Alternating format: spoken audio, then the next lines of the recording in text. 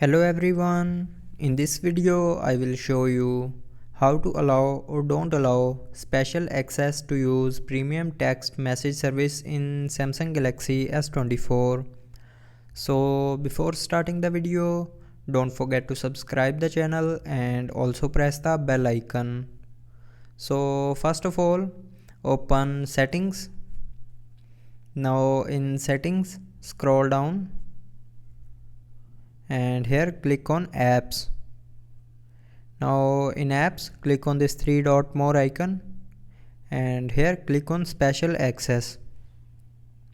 Now here scroll down and click on use premium text message services, and from here choose the app that you use as your default text messages app.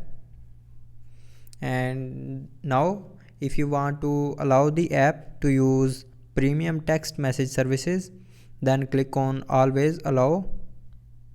And if you don't